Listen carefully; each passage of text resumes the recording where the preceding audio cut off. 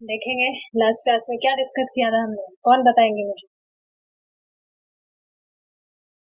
Last class का topic क्या था? चैप्टर का अगर नाम भी याद हो तो बहुत बड़ी बात है। सॉरी, बुक का नाम। देखेंगे, देखिए हमने क्या क्या डिस्कस किया था।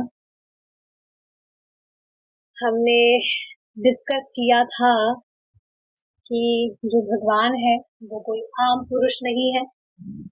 बचपन में जब छोटे थे बालक के रूप में उन्होंने क्या क्या दिव्य लीलाएं कर दी थी, तो हमने एग्जाम्पल्स लिए थे इसके।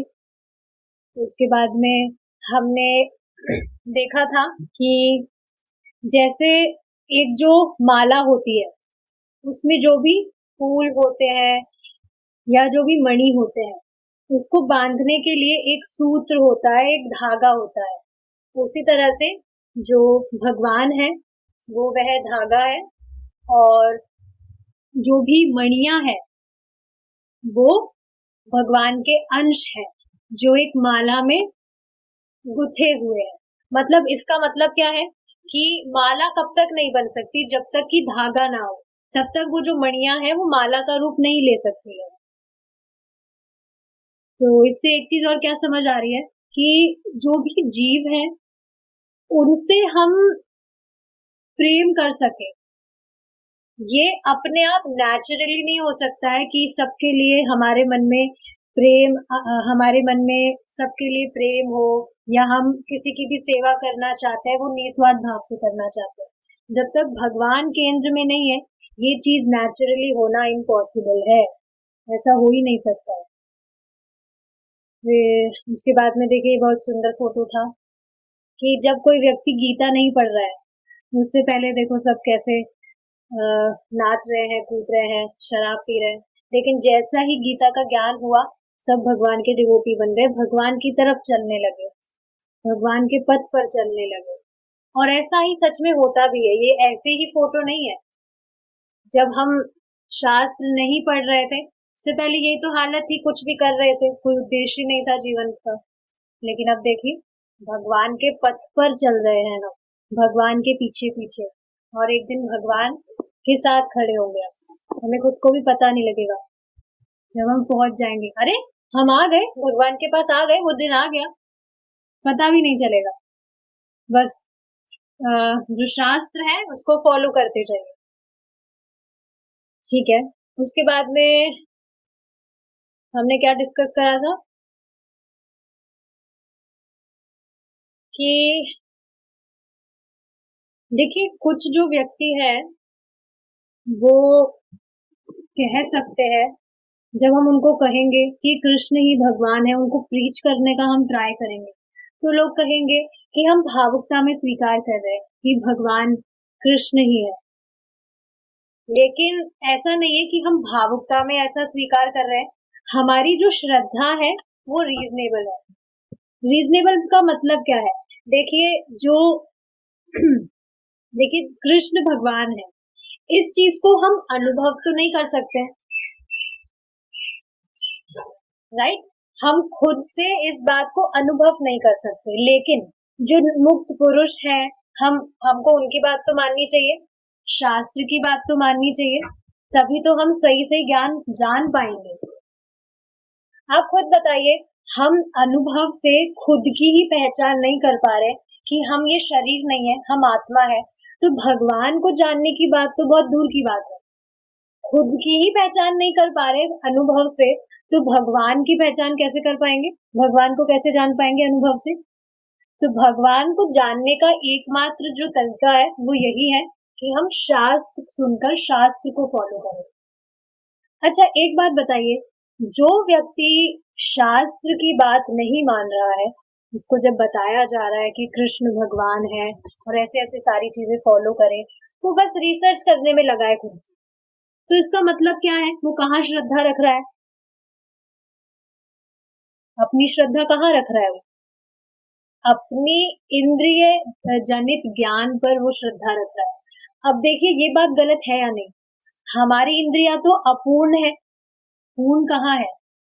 लेकिन वो इंद्रिय जनित ज्ञान का मतलब क्या है कि वो जो देखता है, खुद से ही जो सोचता है, बस उसी चीज पर वो विश्वास करे जा रहा है।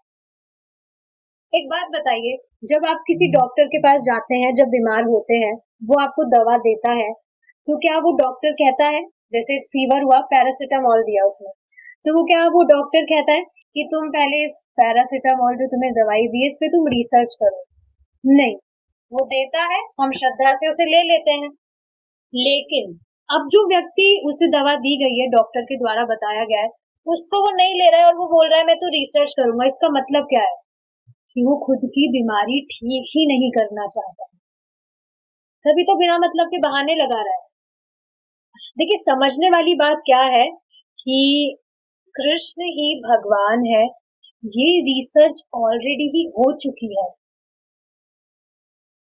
हम तो बद्ध जीव है, हमें तो खुद का ही कुछ पता नहीं है, तो हम भगवान के ऊपर कैसे रिसर्च कर सकते हैं?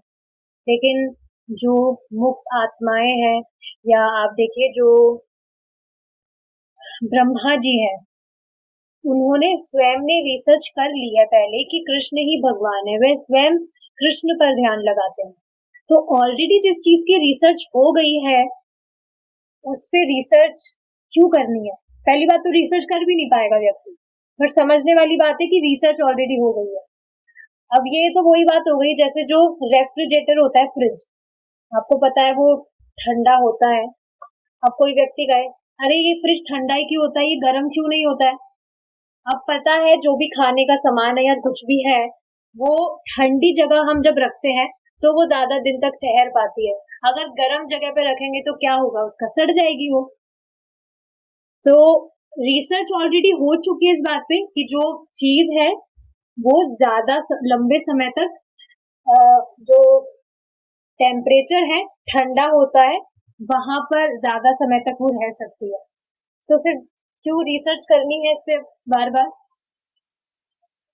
तो ये चीज है जो समझना चाहिए, शास्त्र के आधार पर समझना चाहिए। लेकिन फिर भी लोग देखिए कुछ भी बातें कहते हैं। जैसे मैं आपको एक एग्जांपल देना चाहूंगी, कुछ नए डिवोटीज हैं जिन्होंने बुक पढ़ना स्टार्ट किया है, तो चैंटिंग करते हैं वो, और बुक मतलब मेरी रिकॉर्डिंग सुनना उन्होंने स्टार्ट किया है जो हम यहाँ डिस्कस करते हैं।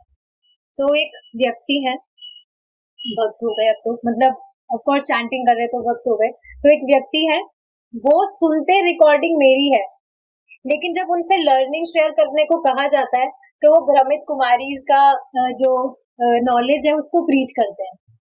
अब जो रिकॉर्डिंग है उसमें बताया गया है कि जो हमारी आत्मा है उसका आकार होता है, ये वो। लेकिन अब ठीक है, उन्होंने रिकॉर्डिंग सुना, लेकिन अब वो खुद का नॉलेज क्या प्रीच कर रहे हैं कि जो आत्मा है वो एक रोशनी है जो हमारी जो आईब्रो है उसके बीच में बैठी है। खुद का जो भ्रमित कुमारी का ज्ञान है उसको वो प्रीच कर रहे हैं, जबकि शास्त्र का कोई आधार नहीं है, कहीं पर भी शास्त्र में लिखी नहीं है ये चीज। आप खुद देखिए जितने भी फाउंडेशन है, जो भी वो कुछ कहते हैं, उसमें शास्त्र कहाँ है? शास्त्र की बात तो नहीं कह रहे हैं वो। तो ऑफ कोर्स इनोसेंसी में वो सब कुछ कर रहे हैं, ऐसा नहीं है वो इन सब चीज के विरुद्ध है। अगर ऐसा होता तो वो चैंटिंग नहीं कर रहे होते, ना अभी क्लास सुन रहे होते, लेकिन सुन रहे हैं। तो आप देख पा रहे हैं इससे काफी लोग हैं जो इनोसेंसी में, मासूमियत में फॉलो करते हैं। सही चीज उनको बताई जाए तो वो एक्सेप्ट करने को रेडी है। तो उनको मैंने बताया कि ये सब शास्त्र फॉलो नहीं करते, इनको मत सुनिए, आप आपका दिमाग खराब कर देंगे। तो ये चीज समझने वाली, शास्त्र का आधार नहीं है जिन चीजों का, उनको मत ही सुनिए। जो न्यू डिवोटीज होते हैं उनके साथ थोड़ी ज्यादा प्रॉब्लम होती है यहाँ पर, लेकिन ऐसा नहीं है उनसे द्वेष करें, उनको समझाएंगे तो समझते हैं, ठीक है। अच्छा, अब एक चीज आई थी कि ठीक है, अब हम आगे बढ़ेंगे क्योंकि हमने बहुत सारा डिस्कशन किया था। ठीक है, यहाँ से देखेंगे। हाँ, हमने देखा था जो व्यक्ति है वो खुद को इन उपाधियों से ग्रसित मानता है, इस वजह से वो उस हिसाब से काम करता है।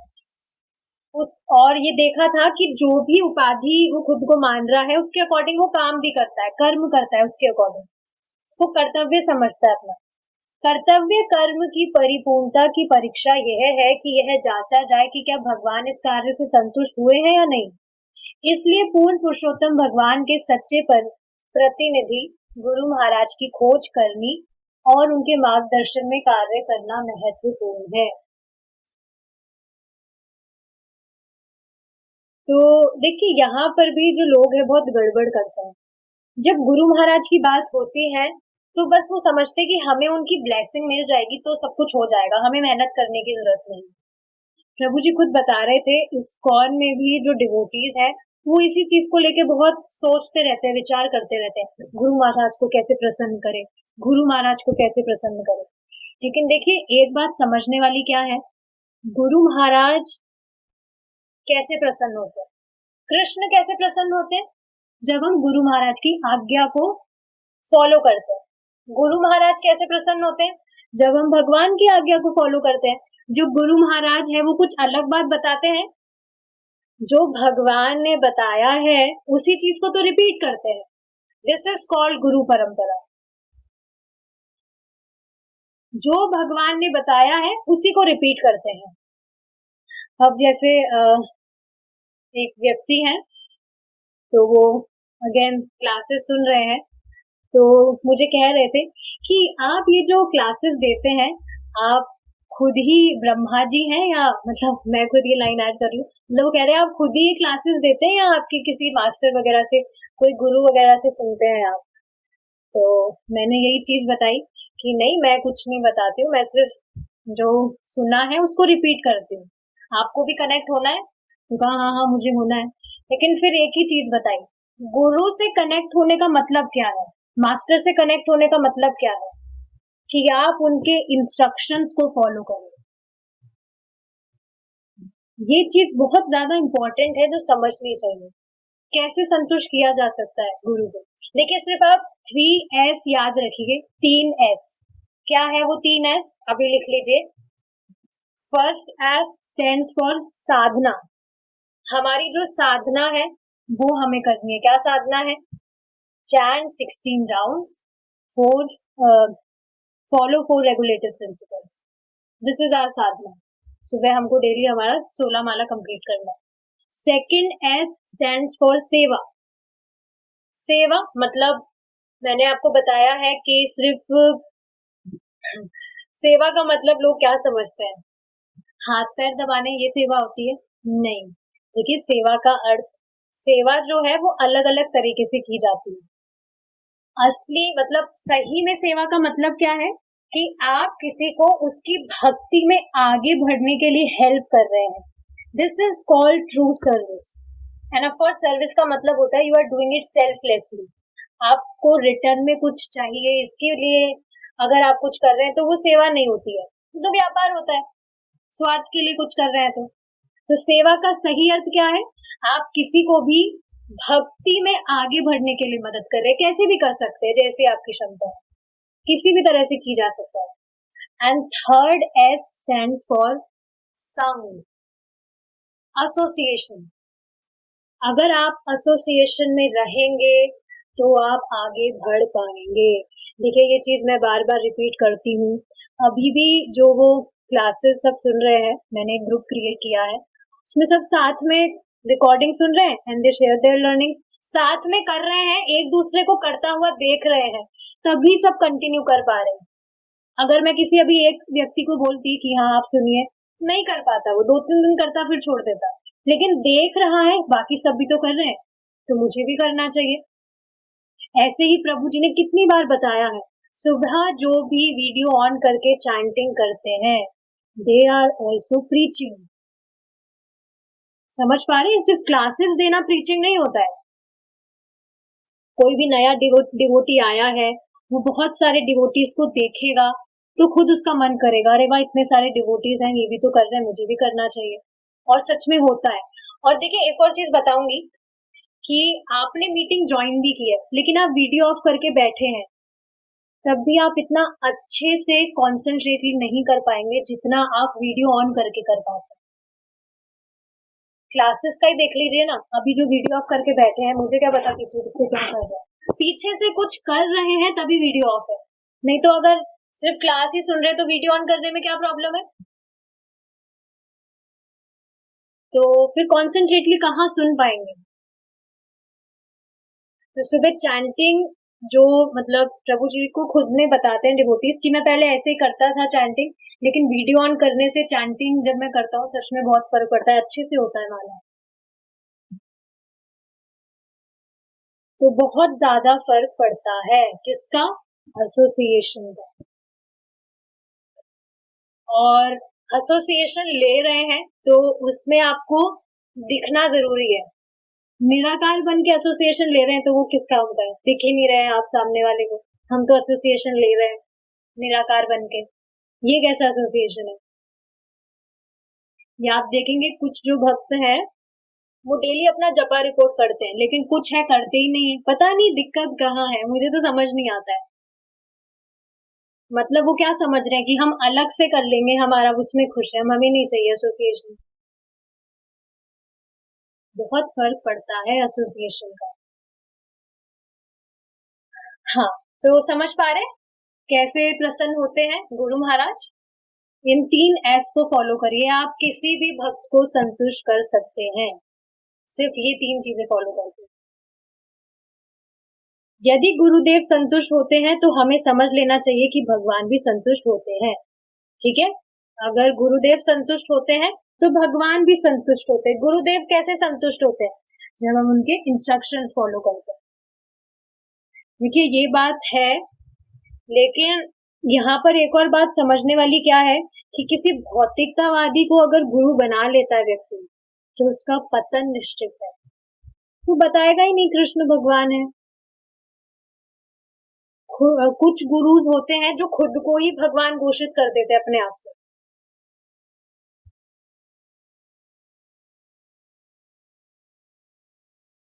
समझ रहे हैं मेरी बात?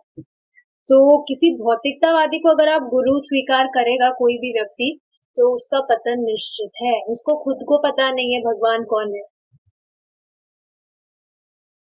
तो समझना चाहिए इस बात को श्रीला विश्वनाथ चक्रवर्ती ठाकुर ने समझाया है।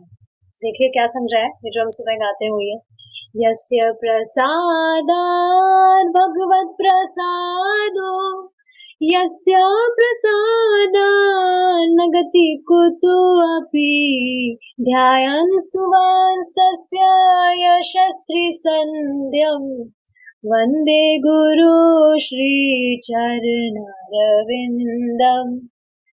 श्री गुरुदेव की कृपा से भगवान श्री कृष्ण की कृपा का आशीर्वाद प्राप्त होता है। श्री गुरुदेव की कृपा के बिना कोई भी व्यक्ति प्रगति नहीं कर सकता है। देखिए एक दोहा है, पता नहीं किसने लिखा है, स्कूल टाइम पे पढ़ा होगा सबने, उसका मैं एक्सप्लेनेशन मुझे याद है वो बताती हूँ कि मैं किसके चरण छूऊं, गुरु जी के चरण छूऊं या भगवान के पहले। तो अब इसका मतलब क्या है, किनके चरण छूने चाहिए? गुरु जी के। क्यों? क्योंकि उनके द्वारा ही तो हमें भगवान के मार्ग के बारे में पता लगा है, भगवान के बारे में हमें उनके द्वारा ही तो पता लगा है। तभी आप देखेंगे सबसे पहले whenever we visit टेम्पल या सुबह भी जब हम मंगला आरती अटेंड करते हैं, हमेशा हम श्रीला प्रभुपाद को पहले प्रणाम करते हैं। This is the right etiquette. उनके द्वारा ही तो हमें पता चला है कि कृष्ण भगवान। आज सुबह ही बता रहे थे प्रभु जी परम पूज्य जय पताका महाराज के बारे में कि उनको बहुत मतलब अभी भी वो प्रीचिंग कर रहे हैं, बहुत ज्यादा ट्रैवलिंग कर रहे हैं, जबकि उनकी जो फिजिकल कंडीशन है वो इतनी ठीक नहीं है।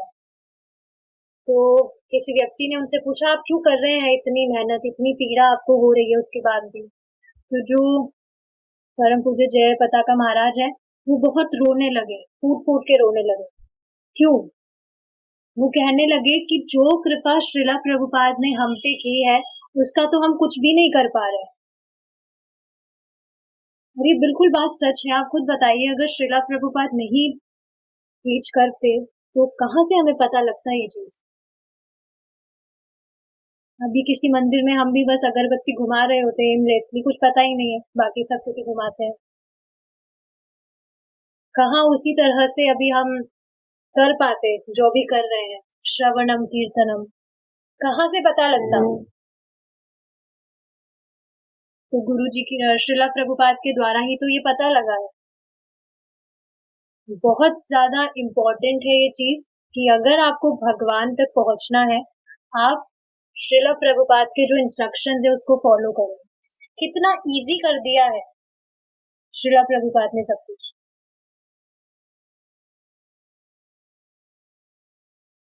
समझना चाहिए इस चीज।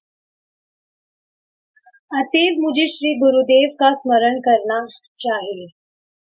अच्छा, आपको पता है जो भगवान है वो कैसे संतुष्ट होते हैं? 4 चीजें हैं, श्रवणम, कीर्तनम, स्मरणम, पूजनम या वंदनम।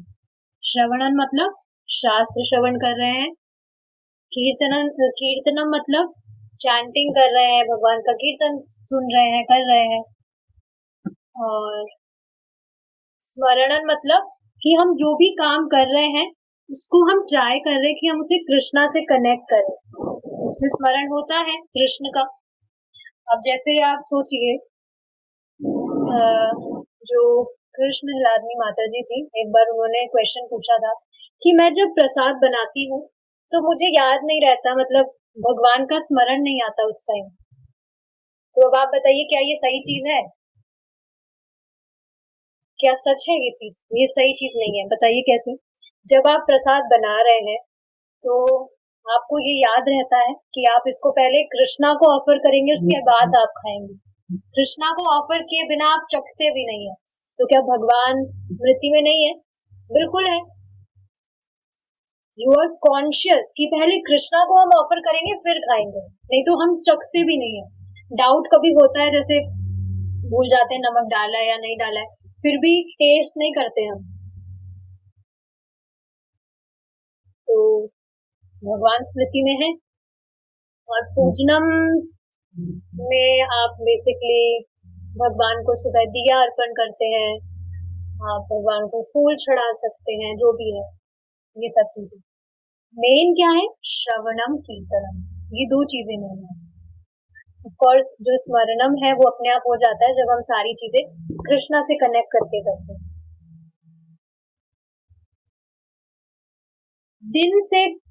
दिन में कम से कम 3 बार मुझे श्री गुरुदेव के चरण कमलों में सादर नमस्कार करना चाहिए। तो बेसिकली ये चीज कही जा रही है ग्रैटिट्यूड दिखाने के लिए। ये जो श्रीला प्रभुपाद है उनके द्वारा हमें सब कुछ पता चला है। सो ये श्री गुरु अष्टकम श्लोक 1। आध्यात्मिक गुरु भगवान के प्रतिनिधि है, वह प्रतिनिधि कैसे बनते हैं? प्रतिनिधि का मतलब पता है? भगवान के फॉलोअर। आपको ये चीज पता होनी चाहिए कि जो आध्यात्मिक गुरु है वो साक्षात बलराम जी के अनुयायी है। वे प्रतिनिधि कैसे बनते हैं? यदि कोई व्यक्ति कहता है कि अमुक वस्तु चश्मा है और वह अपने शिष्य को भी इस प्रकार शिक्षा देता है तो वस्तु की पहचान में कोई त्रुटि नहीं रहती। इसका मतलब क्या है? जो चीज आप सुन रहे हैं उसको एज इट इज रिपीट करना बहुत ज्यादा जरूरी है, तभी कोई त्रुटि नहीं रहती है। समझ रहे हैं? बहुत इंपॉर्टेंट चीज है ये। थोड़ी टफ होती है ये चीज, लेकिन याद रहे कि अगर हम किसी चीज के बारे में श्योर नहीं है तो फिर बेटर इसको हम छोड़ दें। When in doubt, better not to do it. एक बार परम पूज्य वृंदावन चंद महाराज से किसी डिवोटी ने कोई क्वेश्चन किया था, तो उन्होंने कहा कि नहीं मुझे नहीं पता है। 3-4 बार वो पूछते गए, तो महाराज ने यही कहा कि मुझे इस विषय में कोई जानकारी नहीं है, और जानकारी नहीं है तो मैं गलत ही बताऊंगा, तो इससे अच्छा है कि मैं नहीं बताऊं। तो देखिए ये चीज बिल्कुल नहीं है। कोई चीज आपको पता नहीं है तो आप उसको गलत प्रीच कर दो, खुद को सही साबित करने के चक्कर में, कि भाई हमारी रेपुटेशन डाउन ना हो जाए। आप खुद सोचिए, जो महाराज हैं वो खुद ऐसे नहीं सोच रहे हैं, वो खुद इस चीज बात को स्वीकार कर रहे हैं, मुझे नहीं पता है तो मैं गलत ही बताऊंगा, इससे अच्छा मैं नहीं बताऊं। तो यही भावना रहनी चाहिए कि अगर कोई चीज हमें नहीं पता है, हम डाउट है तो नहीं बोले। इम्पोर्टेंट क्या है, जो चीज बताई गई है उसको एज इट इज हम रिपीट करें। गुरु वे हैं जिन्होंने किसी विशिष्ट गुरु शिष्य परंपरा के शब्दों को आत्मसात कर लिया है। समझ रहे हैं? गुरु कौन है? अब जो भी गुरु महाराज है उन्होंने क्या किया है? विशिष्ट गुरु कौन है? श्रीला प्रभुपाद। तो उनकी परंपरा के शब्दों को आत्मसात किया है जितने भी गुरु महाराज हैं। यहाँ जो उदाहरण दिया गया है उसमें महत्वपूर्ण शब्द चश्मा है। गुरुदेव को इसके आगे और कुछ नहीं कहना होता, यही उनकी योग्यता है। तो देखिए, एक चीज और यहाँ समझने वाली क्या है, जैसे किसी डिवोटी को जब दीक्षा मिल जाती है तो वो सोचते हैं कि हम अब जो दीक्षा गुरु हैं, अब हम उनके अंडर में हैं, हम उनके अंडर में, मतलब अब वो ही हमारा सब कुछ ध्यान रखेंगे। लेकिन क्या ऐसा सच में होता है? आप खुद बताइए। क्या जो दीक्षा देते हैं जो भी गुरु महाराज, क्या वो आपसे कभी आके पूछते हैं कि आपने अपने 16 माला किए या आप सुबह मंगला आरती जा रहे हैं? नहीं, नहीं पूछते हैं। तो ये चीज समझने वाली है कि दीक्षा तो ठीक है ले ली, लेकिन शिक्षा का बहुत ज्यादा महत्व होता है, बहुत ज्यादा महत्व होता है कि आप टीचिंग्स फॉलो करें। तो गुरुदेव को इसके आगे और कुछ नहीं कहना होता है। समझ पा रहे इसका मतलब क्या है? कि उन्होंने कहा अमुक वस्तु चश्मा है और वह अपने शिष्य को भी इस प्रकार शिक्षा देते हैं। मतलब जो चीज बोली गई है उसको वैसा ही बोलते हैं हम, बस इसके आगे कुछ और बोलना नहीं होता। जैसे अब मैंने मोहिनी माता जी को कहा कि आप बाहर से जाकर एक गिलास पानी ले आइए, या आप किसी दूसरे व्यक्ति को कह दीजिए कि वो बाहर से जाके एक गिलास पानी ले आए। तो अब जो अमोदनी माता जी हैं वो क्या कहेंगी कि तनु माता जी ने ऐसे कहा है तो आप वो ले आए। अब अगर अमोदनी माता जी लाल मुजक्कड़गिरी करेगी कि मेरे लिए एक गिलास ले आइए, मतलब मेरे लिए, तो अमोदनी माता जी सोचेगी मेरे लिए बोला है तो मैं बोलूंगी मेरे लिए आप ले आइए। हो गया चेंज? तो ये चीज नहीं होनी चाहिए। जो चीज बोली है उसको एज इट इज रखना बहुत ज्यादा जरूरी है। हमने ये एग्जाम्पल लिया भी था कि कोई व्यक्ति है, एक फोटो था, उसमें हमने देखा था कि कोई व्यक्ति कह रहा है ए, सामने वाला व्यक्ति सुन रहा है बी, और फिर आगे वो बोलता है सी। तो यहाँ गड़बड़ हो जाती है। कृष्ण कहते हैं मैं सर्वोच्च हूँ, और गुरु महाराज कहते हैं कृष्ण सर्वोच्च है। देखिए यहाँ पर भी गड़बड़ करते हैं लोग। गीता पढ़ते हैं तो एक वो जो श्लोक है, यदा यदा ही धर्मस्य ग्लानिर्भवति भारत, तो उसमें भगवान कहते हैं जब भी धर्म की हानि होती है तो मैं आता हूँ। तो लोग क्या समझते हैं कि मैं आता हूँ मतलब खुद के ऊपर वो ले लेते हैं। भगवान इस चीज को कह रहे हैं, वो उस चीज को नहीं देखते हैं, खुद के ऊपर फॉलो करते हैं। तो यहाँ पर भी जब भगवान कहते हैं मैं सर्वोच्च हूँ, तो व्यक्ति खुद बोलता है कि मैं सर्वोच्च हूँ, खुद पे अप्लाई कर लेता है वो चीज। लेकिन जो गुरु महाराज है, कौन? आध्यात्मिक गुरु महाराज, वो क्या कहते हैं? कृष्ण सर्वोच्च। भगवान ने जो बात कही है उनको वो भगवान पे ही अप्लाई करते हैं। ऐसा नहीं है कि कृष्ण के प्रतिनिधि होने या गुरु होने के लिए किसी व्यक्ति को किसी असाधारण योग्यता की आवश्यकता है। समझ रहे हैं आप कि भगवान का फॉलोअर बनने के लिए ऐसा बिल्कुल भी नहीं है कि व्यक्ति को कुछ क्वालिफिकेशन की जरूरत है। कोई भी प्रीचर बन सकता है, कोई भी भगवान का फॉलोअर बन सकता है। कब? जब वो भगवान की टीचिंग्स को एज इट इज रिपीट कर रहा है। सिंपल है। तो 16 माला करने को कहा गया है तो 16 माला ही वो बताएगा, मतलब हाँ, सेम टू सेम सारी चीजें बताएगा। खुद का दिमाग नहीं लगाएगा। और आप देखेंगे जो भी प्रीचिंग करते हैं वो सारी बातें रिपीट ही करते हैं, खुद का कुछ नहीं रखते हैं। बस उसे प्रामाणिक अधिकार से केवल उनके संदेश को यथारूप अपनी व्याख्या जोड़े बिना प्रसारित करना है।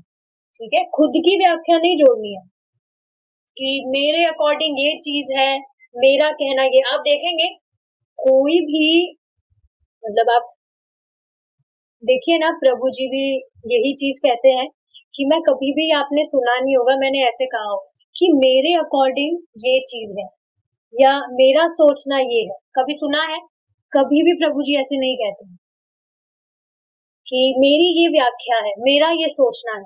नहीं, जो भी चीज रिपीट की जा रही है उसको वो एज इट इज रिपीट करते हैं। जैसे अभी हम यहाँ पर भी श्रीला प्रभुपाद की बुक्स का डिस्कशन कर रहे हैं, तो बार बार में क्या कहते हैं कि देखिए श्रीला प्रभुपाद ये कह रहे हैं, श्रीला प्रभुपाद वो कह रहे हैं। ऐसे तो नहीं कहते कि हम ये कह रहे हैं या हमारा सोचना ये है। जो प्रभुपाद कह रहे हैं उसको एज इट इज हम फॉलो कर रहे हैं। जो ही उस संदेश में उसकी शिक्षाएं अपराधग्रस्त हो जाती है, कब? जब वो खुद की व्याख्याएं उसमें जोड़ने लगता है। All beautiful and great concepts are really great when there is a mood of unselfish compassion to serve without discrimination. परम पूज्य राधानाथ स्वामी क्या कह रहे हैं कि जितने भी कॉन्सेप्ट्स हैं वो बहुत सुंदर हैं, बहुत अच्छे हैं। कब? जब हम उसको किसी व्यक्ति को बताते हैं और खुद के स्वार्थ के लिए नहीं बताते। खुद का स्वार्थ से क्या मतलब है? खुद का स्वार्थ कब होगा? जब वो खुद के हिसाब से उसमें कुछ चेंजेस करेगा। और आप इस चीज को देख सकते हैं कि श्रीला प्रभुपाद ने जो कॉर्पस लिखे हैं Bhagavad Gita as it is, उसके अलावा भी कितनी सारी गीता है भगवद गीता, कितने सारे वेरिएशन है। तो उसमें लोगों ने अपनी व्याख्या करी है, मेरे अकॉर्डिंग ये चीज है या मैं ऐसे सोचता हूँ। उन्होंने अपने लिए, अपने स्वार्थ के लिए वो चीजें की है। तो बस वहीं पर गड़बड़ हो गई। वो क्या हो गई? वो संदेश में उसकी शिक्षाएं अपराधग्रस्त हो जाती है। अपराधग्रस्त का मतलब क्या है? भगवान की बात को एज इट इज नहीं रखा, खुद की जो वही इंद्रिय जनित ज्ञान, मतलब खुद की इंद्रियों के हिसाब से खुद जो सोच रहा है, खुद जो जान रहा है, बस वो चीज उसने रख दी। तो अब भगवान से अलग चीज है तो वो तो अपराधग्रस्त ही हुई। भगवान की टीचिंग्स कहाँ हुई वो? जो व्यक्ति शास्त्रों पर अपनी मनमानी व्याख्या करता है उसका तुरंत परित्याग कर देना चाहिए। समझ रहे हैं इस बात को आप? देखिए, मैं तो रिकमेंड करूंगी, पहली बात तो देखिए श्रीला प्रभुपाद की इतनी सारी बुक्स हैं। क्या सबने सारी बुक्स पढ़ ली है श्रीला प्रभुपाद की? नहीं पढ़ी है। और भी जो गुरु महाराज है उन्होंने भी कुछ छोटी छोटी बुक्स लिखी है। तो देखिए हमारे पास ऑलरेडी इतना कंटेंट है जो पढ़ना बहुत है। तो बाकी अगर कुछ एक्स्ट्रा करने का मन भी करे तो पहले जो है उसको तो कर लेना चाहिए। शास्त्र देखिए इतना बड़ा है, भगवान के लिए जानना इतना ज्यादा है कि पूरी उम्र कम पड़ सकती है फिर भी नहीं जान पाएंगे। इतनी सारी चीजें हैं पढ़ने की। तो दूसरी चीजों को तो एक्सप्लोर करने का टाइम है ही कहाँ, समय है कहाँ कि हम दूसरी चीजों को एक्सप्लोर करें, उनको एक्सपीरियंस करें। तो श्रीला प्रभुपाद यही चीज कह रहे हैं कि जो अपनी मनमानी व्याख्या करता है, मतलब जिन्होंने खुद की गीता लिखी है, मतलब खुद की व्याख्या से गीता लिखी है, उनको पढ़ना ही नहीं चाहिए, परित्याग कर देना चाहिए उनका। मतलब सोचना भी नहीं चाहिए कि हम उनको पढ़े। क्यों? क्योंकि उनकी खुद की टीचिंग्स है वो, तो हमें उससे देखिए उन चीजों से लाभ होता भी नहीं है। आप देखेंगे तेजी से भक्ति में प्रगति क्यों कर पा रहे हैं? क्योंकि भगवान की यथारूप बात को हम फॉलो कर रहे हैं। भगवान की बात या भगवान की कथा सुनने से प्योरिफिकेशन होता है, लोगों की व्याख्या सुनने से प्योरिफिकेशन नहीं होता है। बहुत ग्रॉस बात है ये। भगवान की बात को हम जब सुन रहे हैं, आप देखिए ना, जैसे कोई व्यक्ति गीता का श्लोक पढ़ रहा है, उसको मतलब समझ नहीं आ रहा है, उससे भी उसका प्योरिफिकेशन होता है, लेकिन वो भगवान की बात है इसलिए। दूसरे लोगों की व्याख्या से तो कुछ भी प्योरिफिकेशन नहीं होता है। तो ठीक है, अब ये थोड़ा आगे बड़ा टॉपिक हो जाएगा, हमारा जो टाइम है यहाँ पर ओवर हो गया। किसी का कुछ क्वेश्चन है तो मैं देखूंगी, है किसी का कुछ क्वेश्चन? कि अगर मेरा मन करे कि मैं मेरी व्याख्या करूं, तो फिर कैसे करूं मैं? है किसी को कुछ डाउट इसमें? मैं मेरी व्याख्या करने का बहुत मन है मेरा। ठीक है, तो will stop here. Srila Prabhupada की जय।